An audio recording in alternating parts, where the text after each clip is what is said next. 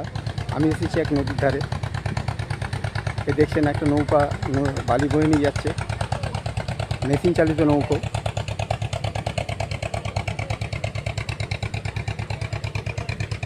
সুন্দর এক পরিবেশ, মাঝিরা গান গেয়ে গেয়ে যায় নৌকা নিয়ে। চঞ্চল নদী, মনে হয় যেন ভগবান এই নদীতে প্রাণ ঢেলে দিয়েছেন।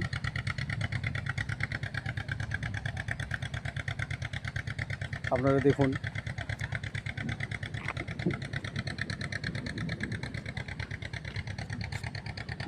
দূরে দেখা যাচ্ছে গ্রাম, নদীর ওপারে গ্রাম দেখা যাচ্ছে, দেখছেন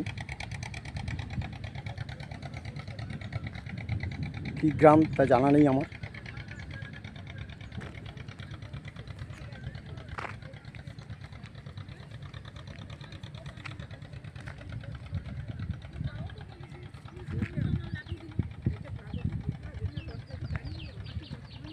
দেখুন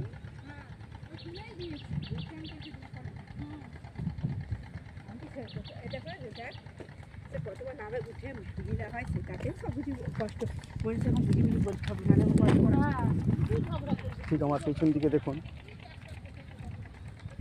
কৃষিক্ষেত, যে ঘেরা আছে চারদিক জাল দিয়ে, যত দূর যায় কৃষিক্ষেত।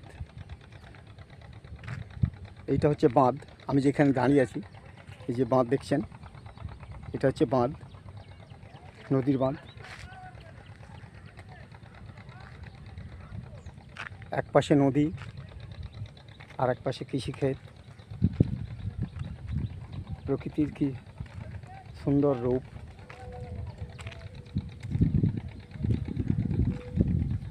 যা বিজ্ঞান সবসময় দিতে পারে না। আবার প্রকৃতি মনে করলে কয়েক নিমেষে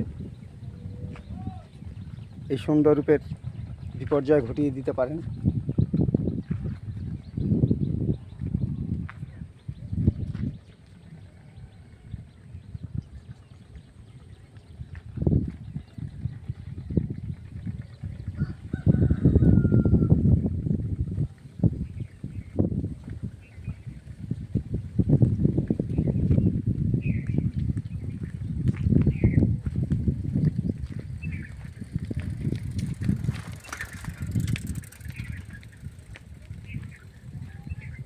যে দেখছেন নদীর ধারে একটা নৌকো বাঁধা আছে।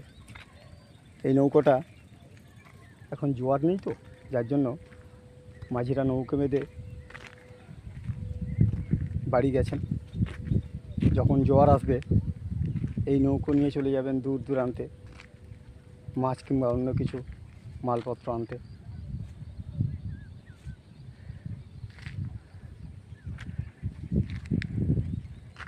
তার পাশেই যে গ্রাম, অনেক দূরে গ্রাম দেখা যাচ্ছে। সামনে যেগুলো, এগুলো সবজি ক্ষেত।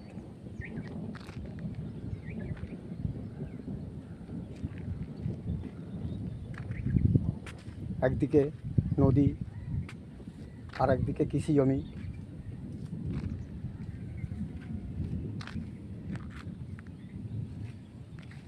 তাই মনে হয় যেমন দুঃখের পাশে সুখ থাকে, সেই রকমই একটা জিনিস একদিকে জলরাশি, একদিকে সবুজ ক্ষেত। এই নদীতেই কত গল্প লুকিয়ে আছে, কত জানা অজানা গল্প এর মধ্যে লুকিয়ে আছে। এই নদীকে নিয়ে কত উপন্যাস লেখা হয়েছে, গল্প লেখা হয়েছে। যেমন ফুল ফল গাছপালা গল্পের মধ্যে থাকে, সেরকম নদীও গল্পের মধ্যে আবশ্যক। তাই কবি, সাহিত্যিক প্রত্যেকেই এই নদীকে নিয়ে বহু রকম গল্প, জানা অজানা গল্প লিখে গেছেন। তাই বন্ধুরা, আপনারা দেখুন, উপভোগ করুন, ভালো লাগলে জানাবেন। এখন আমি চললাম, আবার পরে কোনো একটা মুহূর্তে এইরকম একটা পরিবেশের সঙ্গে আপনাদেরকে পরিচয় করিয়ে দেবো। এখন আমি ছাড়ছি।